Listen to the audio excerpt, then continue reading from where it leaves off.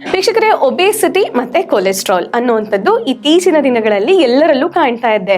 ಚಿಕ್ಕ ಮಕ್ಕಳು ಕೂಡ ವಯಸ್ಸಿಗೆ ಮೀರಿದಂತಹ ಒಂದು ಬೆಳವಣಿಗೆಯನ್ನ ಮಾಡ್ತಾ ಇರ್ತಾರೆ, ಅಥವಾ ಬೇರೆ ಬೇರೆ ಒಂದು ವಯಸ್ಸಿನ ಅಂತರದಲ್ಲೂ ಕೂಡ ನಾವು ನೋಡ್ತಾ ಇರ್ತೀವಿ. ಸಾಕಷ್ಟು ದಪ್ಪ ಇರ್ತಾರೆ ಅಥವಾ ಬೇರೆ ಬೇರೆ ರೀತಿಯಾದಂತಹ ಕಾಯಿಲೆಯಿಂದ ಬಳಲ್ತಾ ಇರ್ತಾರೆ. ಅದು ಒಬೇಸಿಟಿ ಮತ್ತೆ ಕೊಲೆಸ್ಟ್ರಾಲ್ ಇಂದ.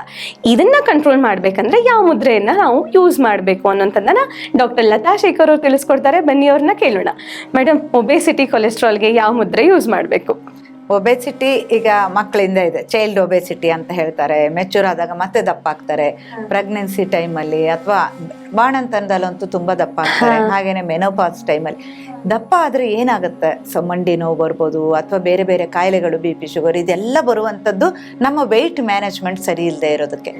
ನಿಮ್ಗೆ ಅದ್ರ ಬಗ್ಗೆ ಒಂದು ಅವೇರ್ನೆಸ್ ಇರಬೇಕು. 1 kg 2 kg ಹೆಚ್ಚಾದ ಕೂಡಲೇ ನಾನು ದಪ್ಪ ಆಗ್ತಿದ್ದೀನಿ, ಯಾಕೆ ಫ್ಯಾಟ್ ಇಷ್ಟೊಂದು ಜಾಸ್ತಿ ಆಗ್ತಿದೆ. ಹೊಟ್ಟೆ ಭಾಗದಲ್ಲಂತೂ ತುಂಬಾ ಜನಕ್ಕೆ ಈಗ ನೋಡ್ಲಿಕ್ಕೂ ಚೆನ್ನಾಗಿರಲ್ಲ, ಜೊತೆಗೆ ಕಾಯಿಲೆಗಳು ಕೂಡ ಬರುತ್ತೆ. ಹರ್ನಿಯಾ ಆಗಿರ್ಬೋದು, ಯೂರಿನ್ ಕಂಟ್ರೋಲ್ ಇರೋದಿಲ್ಲ, ಇದೆಲ್ಲ ಕಾಮನ್ ಸಿಂಪ್ಟಮ್.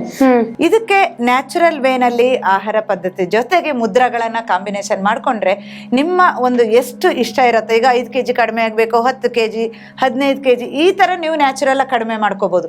ಅದರಲ್ಲಿ ತುಂಬಾ ಮುಖ್ಯವಾದ ಮುದ್ರ ಅಂದ್ರೆ ಅಗ್ನಿ. ಅಗ್ನಿ ಅಂದ್ರೆ ಏನು? ಬೆಂಕಿ ಅಲ್ವಾ. ನಮ್ಮ ದೇಹದಲ್ಲಿ ಉಷ್ಣತೆ ಹೆಚ್ಚಾಗೋದ್ರಿಂದ ಕೊಲೆಸ್ಟ್ರಾಲ್ ಕೂಡ ಕಡಿಮೆ ಆಗುತ್ತೆ. ಕಫ ಪ್ರವೃತ್ತಿಯವರಿಗೂ ತುಂಬಾ ಮುಖ್ಯವಾದ ಮುದ್ರ. ಜೊತೆಗೆ ಎಕ್ಸ್ಟ್ರಾ ಫ್ಯಾಟ್, ಅಡಿಪೋಸ್ ಟಿಶ್ಯೂ ಅನ್ನೋದು ನಮ್ಮ ದೇಹದಲ್ಲಿ ಅಕ್ಯುಮುಲೇಟ್ ಆಗ್ತಾ ಇರುತ್ತಲ್ಲ, ಅದನ್ನ ಕಡಿಮೆ ಮಾಡ್ಕೊಳ್ಳಿಕ್ಕಿರುವಂತದ್ದು ಅಗ್ನಿ ಮುದ್ರ. ಅಂದ್ರೆ ಈ ರಿಂಗ್ ಫಿಂಗರ್ ಇದೆಯಲ್ಲ, ಹೆಬ್ಬೆರಳಿನ ಮೂಲ ಅಂದ್ರೆ ಬೇಸ್ ಆಫ್ ದ ಥಂಬ್, ಇಲ್ಲಿ ಈ ತರ ಇಟ್ಟು ಹೀಗೆ ಒತ್ತಡ ಹೇರಿದ್ರೆ 1 ತಿಂಗಳಲ್ಲಿ 2 kg 3 kg ವರೆಗೂ ವೇಟ್ ನ ಖಂಡಿತ ಕಡಿಮೆ ಮಾಡ್ಕೋಬಹುದು. ಅಷ್ಟು ಚೆನ್ನಾಗಿ ಕೆಲಸ ಮಾಡ್ತಾ ಹೋಗುತ್ತೆ. ಇದನ್ನ ತುಂಬಾ ಜಾಸ್ತಿ ಮಾಡಿದ್ರೆ ಹೀಟ್ ಜಾಸ್ತಿ ಆಗುತ್ತೆ, ಸೊ ಆಗ ತಂಪು ಮಾಡ್ಕೋಬೇಕಾಗತ್ತೆ. ಅದಕ್ಕೋಸ್ಕರ ನೀವು 15 ನಿಮಿಷದವರೆಗೂ ಈ ಮುದ್ರನ ಪ್ರಾಕ್ಟೀಸ್ ಮಾಡಬಹುದು. ಓಕೆ. ಸೊ ಸ್ಟ್ರೆಚ್ ಮಾಡ್ಬೇಕು ಅಂತಿಲ್ಲ, ನೀವು ಒಂದು 5 ನಿಮಿಷ ಈ ಮುದ್ರ ಮಾಡಿ ಮತ್ತೆ ರಿಲ್ಯಾಕ್ಸ್ ಆಗಿ ಮತ್ತೆ ಮಾಡಿ, ಈ ತರ ಕೂಡ ಮಾಡ್ಕೋಬಹುದು. ಓಕೆ.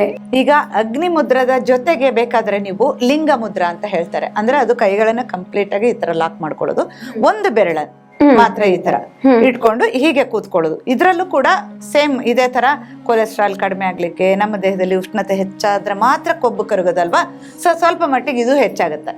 ಆದ್ರೆ ನೀವು ತಂಪು ಮಾಡ್ಕೋಬೇಕು, ನಮ್ಗೆ ಒಂದು ಬ್ಯಾಲೆನ್ಸ್ಡ್ ಆಗಿ ಹೈಟ್ಗೆ ತಕ್ಕ ಹಾಗೆ ವೆಯ್ಟ್ ಅನ್ನ ಮೇಂಟೈನ್ ಮಾಡ್ಬೇಕು ಅಂತ ಇದ್ದಾಗ ಪೃಥ್ವಿನ ಕೂಡ ಕಾಂಬಿನೇಷನ್ ಮಾಡ್ಕೋಬಹುದು.